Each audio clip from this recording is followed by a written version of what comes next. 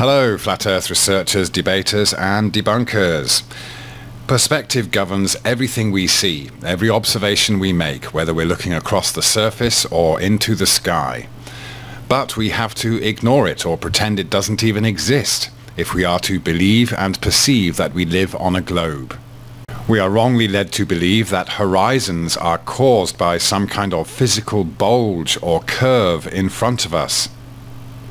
Some people will argue that perspective is only used in art to make 3D images, but of course this is done to make pictures look more realistic and to represent the world in the way that we really see it. Others will argue that perspective is nothing more than things appearing smaller in the distance. Well, that's certainly true, but let's have a look at how and why that actually happens in our vision. When we look at an image like this, we see everything converging in the center. It doesn't matter which way we are looking in this case, when there's nothing solid in front of us. Everything in the distance will converge at the center of our field of view, our vanishing point. So while our field of view expands over distance, getting wider and wider, perspective is the opposite. It forms a cone with its pinnacle at the center of our field of view, the vanishing point.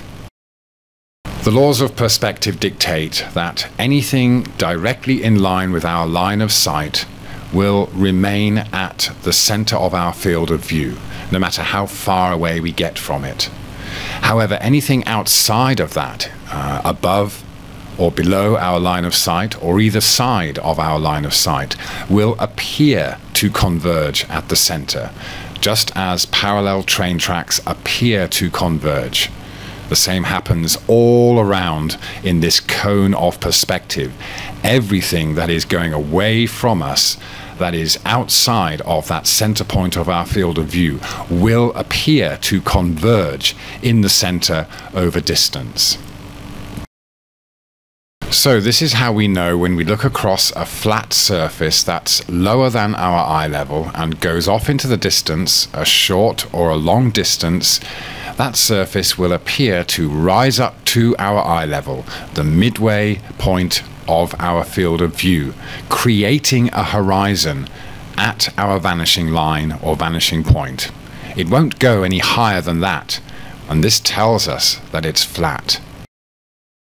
On the other hand, if the surface in front of us is physically higher than our line of sight, then it will appear higher than our eye level. Likewise, if the surface curves down and away from us at any distance, the horizon that we see would not reach our eye level. It would always be below our eye level, even if we were just 1 or 2 meters above that surface looking directly across it. The surface would never appear to rise up as far as our eye level. And the moment we gained any extra height above the surface, it would drop immediately. We wouldn't have to get up to extreme heights to see any kind of perceived drop. And the same is true for anything above our line of sight. So that could be something on the surface, such as a ship, or something in the sky, such as the sun or an aircraft. It will appear to sink towards the horizon, the center of our field of view, as it goes off into the distance, but it won't go any lower than that. The difference, though, is that the sky is transparent and we can see a lot further across the sky than we can across a solid surface that's obviously not transparent.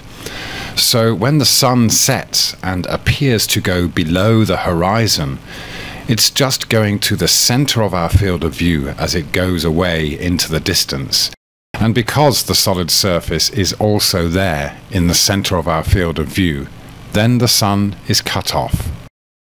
And when we are told to imagine or perceive ourselves on a globe, we are given this side-on view of the observer, taking away that first person's perspective and translating it into an imaginary curve beneath our feet. That's why perspective is the imaginary curve. Thank you very much.